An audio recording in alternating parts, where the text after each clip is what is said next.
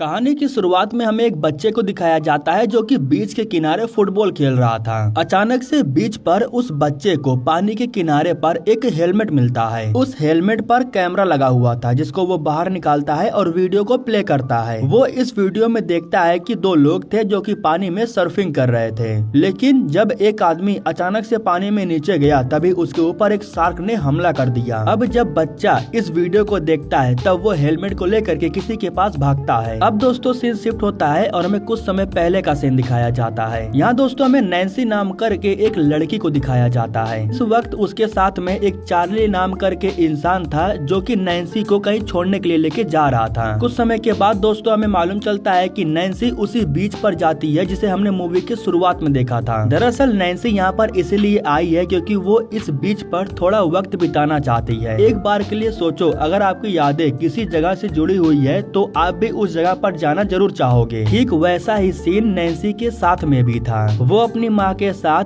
अक्सर इस बीच पर आया करती थी वक्त बिताने के लिए, लेकिन माँ की मौत हो जाने के बाद नैन्सी इस जगह को छोड़ करके चली गई थी। वो काफी दिनों के बाद दोबारा इस शहर में लौट करके आई है, इसीलिए वो अपनी माँ को याद करने के लिए इस बीच पर आती है। यहाँ दोस्तों जो चार्ली था वो सिर्फ अपनी गाड़ी से नैन्सी को यहाँ पर छोड़ने के लिए आया था क्योंकि इसके बदले में उसे अच्छे खासे पैसे मिले थे। चार्ली के चले जाने के बाद नैन्सी भी समुद्र में सर्फिंग करने के लिए पूरी तैयारी करने लगती है। वो स्विमिंग सूट को पहनने के बाद सर्फिंग बोट लेकर के समुद्र में चली जाती है। समुद्र में सर्फिंग करते हुए जब वो थोड़ा सा आगे जाती है तब उसे दो इंसान दिखाई देते हैं। वैसे इनके बीच में बात भी होती है, ये लोग अपना हाल चाल भी बताते हैं। एक आदमी कहता है कि थोड़ा बच करके रहना क्योंकि इस समुद्र की लहर काफी ऊपर तक उठती है, उन लहरों से तुम बच नहीं पाओगी। जिस पर नैन्सी कहती है कि लहरों से खेलना मुझे अच्छे से आता है। इनमें से एक आदमी के पास हेलमेट था और उसके हेलमेट में कैमरा भी लगा हुआ था। वो कैमरे को एक्टिवेट करता है। इसके बाद तीनों लोग एक साथ समुद्र में सर्फिंग करने लगते हैं। थोड़ा सा मजे कर लेने के बाद नैन्सी बाहर आ जाती है। दरअसल वो अपनी बहन के पास कॉल करके उसे बताना चाहती थी कि वो इस वक्त कहाँ पर है। वो अपनी बहन को भी यहाँ पर लाना चाहती थी, लेकिन एग्जाम की वजह से वो नहीं आ पाई। उसके डैड कहते हैं कि तुम चाहे जहाँ भी हो बस अपना ख्याल रखना और जितनी जल्दी हो सके वापस आ जाना। इसके बाद कॉल कट होता है और फिर एक बार फिर से नैन्सी सर्फिंग बोट को लेकर के समुद्र में चली जाती है। समुद्र में एंजॉय करते करते कब वक्त बीत गया उसे पता भी नहीं चलता है। शाम होने की वजह से वो जो दो इंसान थे दोनों समुद्र के बाहर जाने लगते हैं। हालांकि वो नैन्सी को भी अपने साथ चलने के लिए कहते हैं, लेकिन नैन्सी कहती है कि ठीक है मैं कुछ समय के बाद बाहर आ जाऊंगी। इसके बाद दोस्तों वो जो दोनों इंसान थे वो समुद्र के बाहर चले जाते हैं। इधर अचानक से नैन्सी को समुद्र के अंदर कुछ होने का एहसास होता है। बाद में उसे मालूम चलता है कि वो तो डॉल्फिन्स हैं। वो समुद्र की गहराइयों में जा रही थी। नैन्सी उन्हें देखती है, वो भी उनका पीछा करने लगती है। जब नैन्सी थोड़ा सा और आगे जाती है तब उसे एक बड़ा सा व्हेल दिखाई देता है जो कि मर चुका था। उसको देख करके नैन्सी को थोड़ा डर लगता है, इसीलिए वो वापस लौटने लगती है। ठीक उसी वक्त अचानक से समुद्र की एक बड़ी सी लहर नैन्सी की तरफ आने लगती है। लहरों का सामना तो वो कर लेती, लेकिन दिक्कत तब हो जाती है जब एक बड़ा सा शार्क उसके करीब आ जाता है और उसके बोट पर हमला कर देता है। हमला करने की वजह से नैन्सी नीचे चली जाती है और उसे बहुत ही बुरी तरह से चोट आ जाती है। जैसे तैसे करके वो दोबारा अपने बोट पर आ जाती है, लेकिन दोस्तों इस बार शार्क उसके ऊपर हमला कर देती है। शार्क उसके पैरों को पकड़ करके नीचे खींच रही थी, पता नहीं कैसे, लेकिन नैन्सी खुद को छुड़ा लेती है और ऊपर आ जाती है। शार्क उसकी तरफ एक बार फिर से आ रहा था, इसलिए नैन्सी अपनी जान बचाने के खातिर उस मरी हुई व्हेल के बॉडी पर चली जाती है। नैन्सी थोड़ा सा राहत की सांस लेती है और देखती है कि वो दोनों इंसान अपनी गाड़ी में बैठ करके यहाँ से निकलने वाले हैं। उनका ध्यान अपनी तरफ आकर्षित करने के लिए नैन्सी जोर जोर से चिल्लाती है, लेकिन बीच का किनारा काफी दूर था, इसलिए आवाज उन तक नहीं पहुँच पाती है। तभी नैन्सी को समुद्र में एक बोया दिखाई देता है जो उससे कुछ ही दूरी पर था। वैसे इस चीज का नाम बोया है ये तो मुझे पता है, लेकिन इसका काम क्या है ये मुझे नहीं पता है। वैसे फिलहाल नैन्सी उस बोया के पास जाना चाहती थी, लेकिन दिक्कत की बात यह है कि वो जो शार्क था ना वो चारों तरफ घूम रहा था। वो नैन्सी को पानी में उतरने ही नहीं दे रहा था। यहाँ नैन्सी देखती है कि वो शार्क उसके ही करीब आ रहा है। इस शार्क को पता नहीं क्या हुआ है, लेकिन किसी वजह से वो बौखलाया हुआ है। वो काफी स्पीड से नैन्सी की तरफ ही आ रहा था। वो जैसे ही व्हेल पर हमला करती है तो नैन्सी पानी में जंप कर देती है। शुक्र था कि सामने एक छोटा सा पत्थर था और वो पत्थर दिख भी रहा था। नैन्सी भागते हुए फटाफट उस पत्थर के ऊपर चली जाती है और वहाँ वो चैन की सांस लेती है। वो बीच को छोड़ करके समुद्र के काफी अंदर आ गई थी। शार्क उसके चारों तरफ घूम रहा था, इसलिए वो किनारे पर भी नहीं जा सकती थी। जिस पत्थर पर वो बैठी हुई थी उस पर एक पंछी भी था। दरअसल इस पंछी के पंख में चोट आ गई थी, इसी वजह से वो उड़ नहीं पा रही थी, वो यहाँ बैठी हुई थी। जब शार्क ने नैन्सी के पैरों पर हमला किया था तो उसकी वजह से नैन्सी के पैर फट गए थे। उस जगह से लगातार खून बह रहा था। खून को रोकने के लिए वो अपने गले में से एक नेकलेस निकालती है और उसी से वो अपने पैर में टाके लगा लेती है। इसके बाद वो अपने कपड़ों को उतार करके उस जगह पर बांध लेती है। इतना करने के बाद दोस्तों वो इसी पत्थर पर बैठ करके आराम करने लगती है। धीरे धीरे शाम होती है और फिर रात हो जाती है। जैसे जैसे वक्त बीत रहा था वैसे वैसे दर्द बढ़ते जा रहा था। दर्द इतना ज्यादा बढ़ गया था कि वो ठीक से अपने पैरों को हिला भी नहीं पा रही थी। वो बांधे हुए कपड़े को निकाल करके फिर से पहन लेती है क्योंकि उसे रात के समय में काफी ठंड महसूस हो रहा था। उसी वक्त नैन्सी को पानी में उसका सर्फिंग बोर्ड दिखाई देता है। अगर ये सर्फिंग बोर्ड उसे वापस मिल जाए तो बड़ी आसानी से वो पानी के बाहर जा सकती है। वो चारों तरफ देखती है लेकिन उसे शार्क कहीं नहीं दिखाई देता है। वो आराम से पानी में उतरती है और बोट की तरफ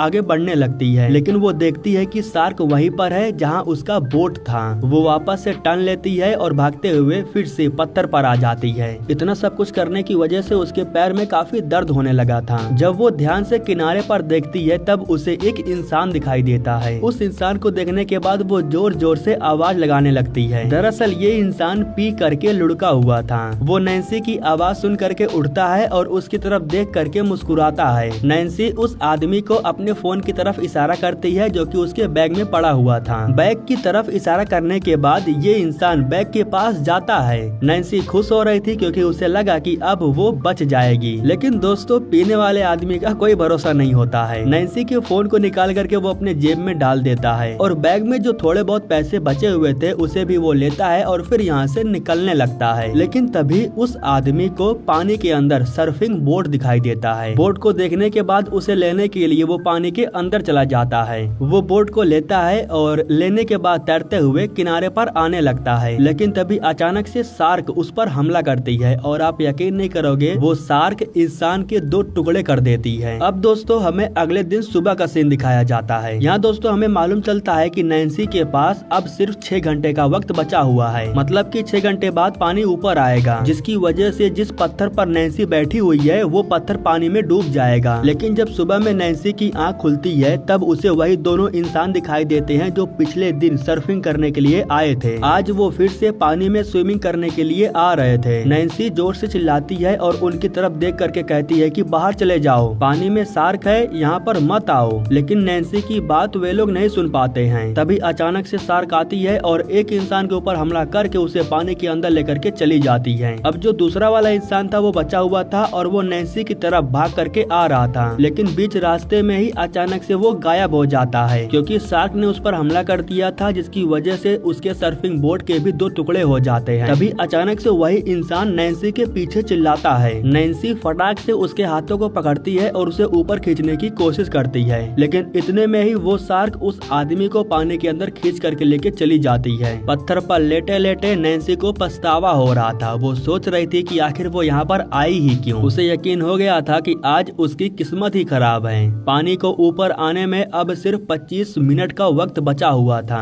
वो सामने वाले बड़े पत्थर पर भी नहीं जा सकती है क्योंकि जो शार्क था ना वो चारों तरफ राउंड लगा रहा था। जब वो उस पंछी से बात करके टाइम पास कर रही थी तभी उसे वो हेलमेट दिखाई देता है जिसमें कैमरा लगा हुआ था। नैन्सी ये काउंट कर रही थी कि आखिर वो शार्क एक राउंड को कितने सेकंड में पूरा कर रही है। जब उसे टाइमिंग का पता चला तब उसे लगा कि वो जा करके हेलमेट को ले सकती है। वो घड़ी में टाइमर सेट करती है और हेलमेट की तरफ जाती है। वो जैसे ही हेलमेट को लेने के लिए अपना हाथ बढ़ाती है तो जो पानी का बहाव था वो हेलमेट को दूर लेके चला जाता है। शार्क को दूर देख करके नैन्सी एक बार फिर से कोशिश करती है। वो पानी में जंप करती है और उस हेलमेट की तरफ आगे बढ़ती है। हेलमेट तो उसके हाथों में आ जाता है, लेकिन शायद उसे पता नहीं था कि वो जो शार्क है ना वो भी उसके बहुत करीब आ गया था। उस शार्क को करीब देख करके नैन्सी काफी डर जाती है। जैसे तैसे करके वो अपने पत्थर पर वापस आती है और उस कैमरे में जो वीडियो था उसे देखने लगती है। वीडियो को देखने के बाद उसे मालूम चलता है कि जो शार्क बौखलाई हुई है, किसी ने उस पर नुकीली चीज से हमला किया है। इसी वजह से पानी में जो भी आ रहा है वो उसे मार रही है। अब दोस्तों पानी को ऊपर आने में सिर्फ 10 मिनट का वक्त बचा हुआ था। नैन्सी ने ये सोच लिया था कि जब पानी ऊपर आएगा तब शार्क उस पर हमला करेगा और वो उसे जान से मार देगा। तो पानी ऊपर आता उससे पहले ही नैन्सी अपनी खुद की एक वीडियो बना लेती है। उस वीडियो में वो बताती है कि किस तरीके से वो जख्मी हो गई है और उसे इस वक्त अपने घर वालों की बहुत याद आ रही है। अब उसे एहसास हो रहा है कि परिवार से दूर जाना कैसा लग रहा है। आखिरी में वो ये भी कहती है कि जिस किसी को भी ये कैमरा मिले प्लीज वो जा करके हेल्प लेकर के आए, हो सकता है तब तक मैं जिंदा बची रहूं। इतना कहने के बाद वो फिर से कैमरे को हेलमेट में लगाती है और उसे किनारे साइड की तरफ फेंक देती है। इसके बाद वो टूटे हुए बोट पर पंछी को बैठा देती है और उसे पानी में छोड़ देती है। धीरे धीरे वक्त बीतता है और अब पानी पत्थर के ऊपर आ चुका था। धीरे धीरे वो शार्क भी नैन्सी के बहुत करीब आ रही थी। पानी जैसे ही ऊपर आया तो नैन्सी पानी में जंप करती है और उस बोया की तरफ भागती है। इसके बारे में जैसे ही शार्क को भनक लगती है तो वो भी नैन्सी की तरफ भागता है। इस वक्त नैन्सी ढेर सारे जेलीफिश के बीच में चली गई थी। जब शार्क यहाँ पर आती है तब वो जेलीफिश की वजह से नैन्सी पर हमला नहीं कर पाती है। मौका मिलते ही नैन्सी फिर से बोया की तरफ भागती है। वो जैसे ही ऊपर जाती है तभी शार्क बोया पर हमला कर देता है। वो तो अच्छा था कि नैन्सी के हाथ में एक नुकीला सामान था जिससे वो शार्क पर हमला कर देती है, इसीलिए एक पल के लिए शार्क उसे छोड़ देता है। अब जख्मी होने की वजह से शार्क यहाँ से चला तो जाता है लेकिन नैन्सी को पता है कि वो फिर से आएगा। उसी वक्त नैन्सी को दूर एक बड़ी सी बोट दिखाई देती है। बोट को देखने के बाद नैन्सी उस बॉक्स को खोलने की कोशिश करने लगती है जिसके अंदर फ्लेयर गन रखा हुआ था। वो बॉक्स को खोलती है और फ्लेयर गन निकाल करके चला देती है, लेकिन शायद फ्लेयर गन में दम नहीं था। जितनी बार वो गन को चला रही थी उतनी बार फ्लेयर ऊपर जाने के बजाय नीचे आकर के गिर जा रहा था। बार बार ट्राई करने पर भी कुछ नहीं होता है और वो जो बोट था वो नैन्सी के सामने से गुजर जाता है। अब दोस्तों सीन वहीं पर शिफ्ट हो जाता है जो हमने मूवी के शुरुआत में देखा था। जब हेलमेट बीच के किनारे आ जाता है तब वही लड़का उस हेलमेट को देखता है। जब वो वीडियो को अच्छे से देखता है तब उसे मालूम चलता है कि कोई लड़की है जो मुसीबत में है, इसीलिए वो हेलमेट को लेकर के किसी के पास भाग करके जाता है। इधर वो जो शार्क था वो दोबारा आता है और नैन्सी पर हमला करता है। जवाब में वो भी शार्क को फ्लेयर गन से शूट कर देती है। अब थोड़ी देर के लिए शार्क शांत तो हो जाता है लेकिन कुछ समय के बाद नैन्सी देखती है कि वो दोबारा उस पर हमला करने के लिए आ रहा है, जिसके बाद वो उसे फ्लेयर गन से शूट करती है। इस तरह से जब शार्क को आग लगती है तब वो तिलमिला जाता है।